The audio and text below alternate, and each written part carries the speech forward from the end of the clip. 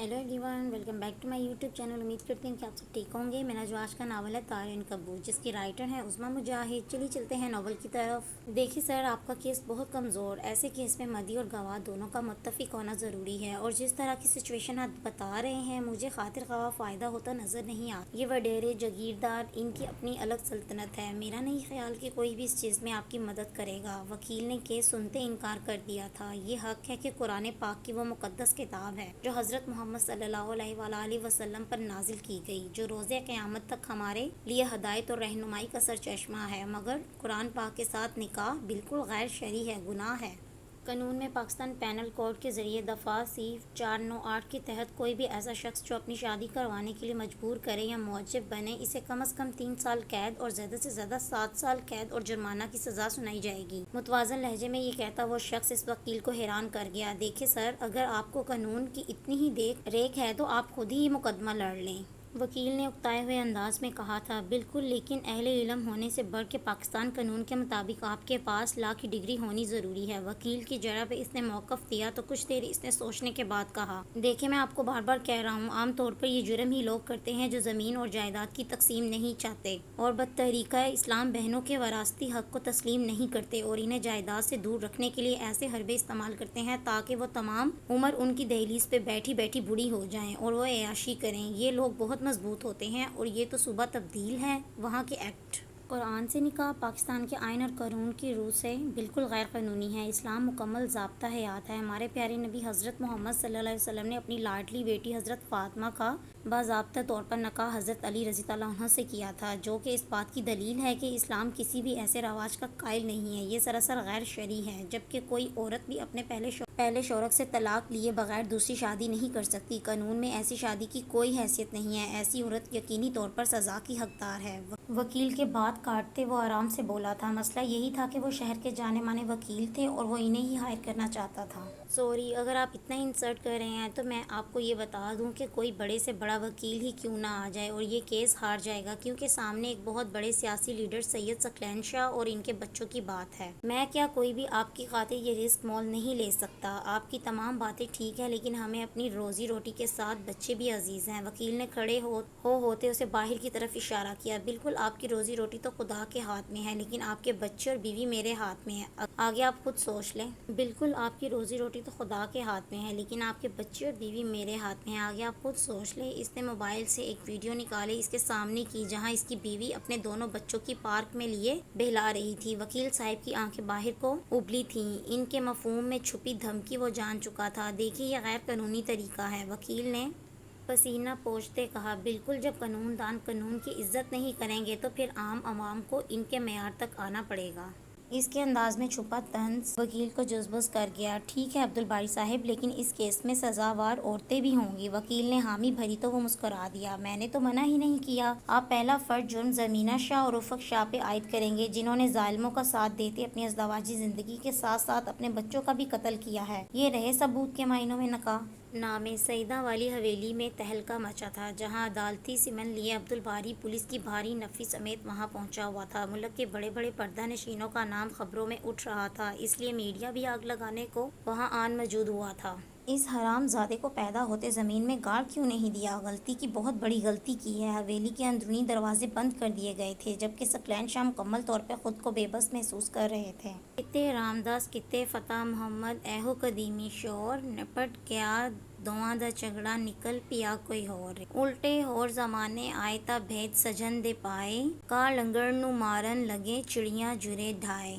प्यो पुत्रा इतफाक ना काई, ध्यान नाल ना माए, आ पनिया विच उल्फत नाहे, क्या चाचे क्या ताए, सच्चियां नू पिए मिलदे धक्के, झूठे कोल बहाए। हवेली से मलहका कई एक हुजरों से ऐसी औरतें भी निकाली गई थी कि जिनका सैयद ज़ात से दूर दूर तक वास्ता नहीं था, लेकिन दुनिया वालों के सामने इन हुजरों की तरफ निगाह उठाना भी जुर्म था। लेकिन वहाँ हवेली के मर्दों की अय्याशी का मुकम्मल सामान मौजूद था। बाबा साईं, आखिर वो चाहता क्या है? अगर बात सिर्फ ज़मीना शाह की होती तब भी ठीक था, लेकिन इसने मुकदमे में उफ़क़ को भी घसीटा है। सकलैन शाह ने परेशानी से माथा मसला था। अभी तो बाप को मुकम्मल बात नहीं बता रहा था, जहाँ वाज़ेह अल्फाज में इसकी माँ बीवी को इनके निकाह पे निकाह करवाते साथ हब्स बेजा में रखने की दरख्वास्त थी। ज़मीना शाह की हद तक मामला सब समझ रहे थे, लेकिन उफ़क़ क्यों?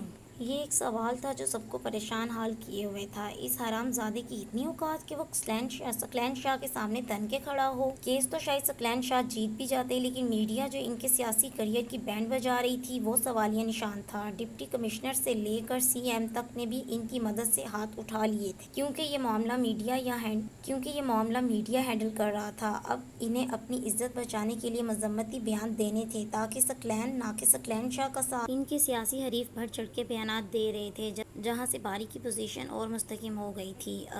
آخر کب تک وہ بھی اس طوفان کو روک پاتے؟ لیڈی کانسٹیبلز ہر کمرے کی چھانٹی کر رہی تھی۔ ارد گرد کے لوگ اسے دربار اور اس کے گدی نشینوں کی توہین قرار دے رہے تھے، لیکن کب تک ان اندھے عقائد کے لوگوں کی وجہ سے یہ روایتیں پروان چڑھتیں، اور جب ظلم حد سے بڑھ جائے تو مٹ جاتا ہے۔ سعیدہ والی حویلی کے فرعونوں کا احتساب کیا جا رہا تھا۔ تمام تر اونچے شملے اپنے پورے وجود سے زمین پہ مسمار ہوئے تھے۔ صرف مردوں کو ہی نہیں، گھر کی تمام خواتین کو کٹہرے میں کھڑا کیا جانا تھا۔ زرمینہ شاہ نے ایک بار عبدالباری سے ملنے کی خواہش کی تھی، لیکن اس نے صاف انکار کر دیا تھا۔ وہ کمزور نہیں پڑنا چاہتا تھا، وہ ذات کے تقدس کے سامنے خود کو کمزور نہیں کرنا چاہتا تھا۔ شاید یہ بھی اسی کے انتقام کا کوئی نیا انداز تھا۔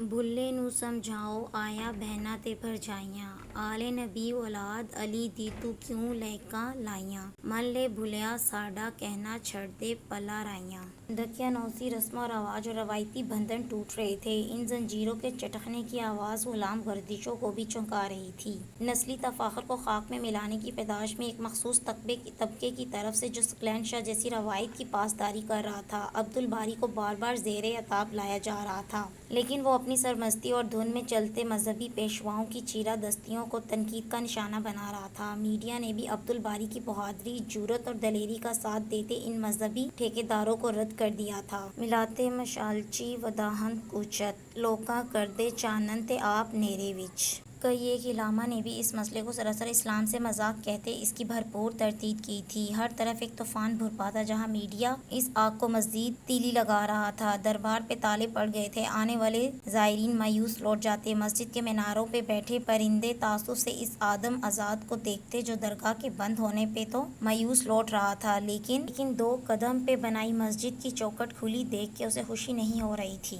کئی لوگوں کا کاروبار دربار سے منسلک تھا، وہ ٹھپ ہو کر رہ گیا تھا۔ کوئی چلتا پھرتا مسافر کچھ دیر ستانے کو وہاں ٹھہرتا تو دربار کے پرندوں کی نظر اپنا بچا ہوا کھانا رکھ جاتا۔ پرندے بھی حیران تھے کہ ان کا پیٹ درباروں پہ منت کا نام لے کے پھینکے جانے والے دانوں سے بھر رہا تھا، کہیں کوئی بھی انہیں اللہ کے نام پہ اور برائے ایصال ثواب لقمہ نہیں دیتا تھا۔ تو کیا سعیدہ والی دربار کے نشینوں کی قبریں اب برکت اور منتیں پوری نہیں کرنے والی تھیں؟ یہ کیسے قبر نشین تھے جو کھلے دروازے برستے نوٹوں سے تو لوگوں کی خواہشیں پوری کرتے تھے، لیکن تالے لگے کمروں سے وہ لوگوں کو عطا نہیں کر پا رہے تھے؟ کوئی ایسا فرد واحد بھی وہاں نہیں تھا جو ایک بار سوچ لیتا کہ اگر یہ قبر نشین ہماری منتیں پوری کرنے والے ہیں تو انہیں تالوں سے کوئی فرق نہیں پڑنا چاہیے؟ لیکن انہیں فرق پڑ رہا تھا، کیونکہ یہ وہی لوگ تھے جن کی عقل پہ تالے پڑے تھے، جن کی رسی دراز کر دی گئی تھی، جو بصارتوں کے ہوتے ہوئے بھی دیکھنے سے محروم تھے، جو اس ذات کی نفی کر رہے تھے جو زندہ و جاوید رہنے والی ہے، جسے معاذ اللہ موت کی پرچھائی کا ڈر نہیں، جسے نہ نیند آتی ہے نہ اونگ، نہ تو وہ کسی کی کوئی اولاد ہے نہ ہی وہ کسی کی اولاد ہے، تو پھر سمجھنے والوں کی عقل پہ پردہ کیوں؟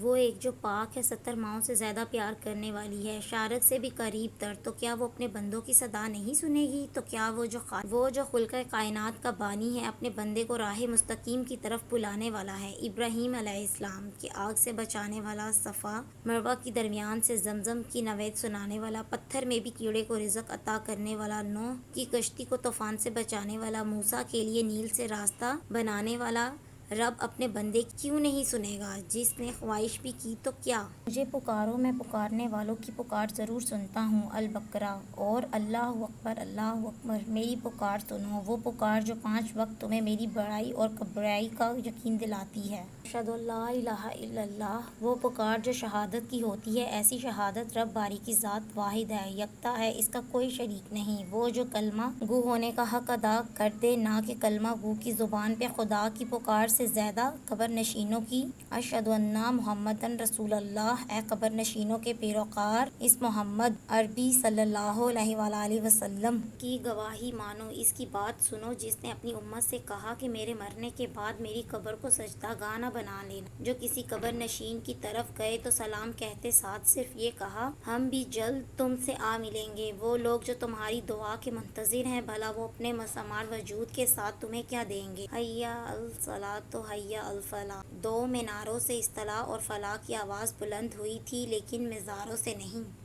ہر طرف انسانیت کے مر جانے اور انسانوں کے زندہ رہنے پہ اداسی چھائی تھی۔ علموں پہیے قضیے ہور، اکھی والے انہی کور۔ پھاڑ لیے سات چھڈے چور، دوہی جہانیں ہویا خوار۔ علموں بس کرے او یار، پڑھ پڑھ مسئلے روز سناویں۔ کھانا شک و شبے دا کھاویں، دسی ہورتے ہور کماویں۔ اندر کھوٹ باہر سچیاڑ، علموں بس کرے او یار۔ پڑھ پڑھ نفل نماز گزاریں، اچیاں بانگاں چانگاں ماریں۔ ممبر چڑھ کے واز پکاریں، تینوں کیتا ہر سوار۔ علموں بس کرے او یار۔ آپ کی بیل ہو گئی ہے، بی بی آپ جا سکتی ہیں۔ وہ جو کچھ دیر پہلے حویلی کے باقی مکینوں کے ساتھ تھانے پہنچی تھی، حیران رہ گئی۔ وکیل صاحب، انسپکٹر نے شاید وکیل کو بلایا تھا۔ تارے عنکبوت ناول کی نیکسٹ ایپیسوڈ میں جلدی اپلوڈ کروں گی، تب تک کے لیے اللہ حافظ، اپنا خیال رکھیے گا۔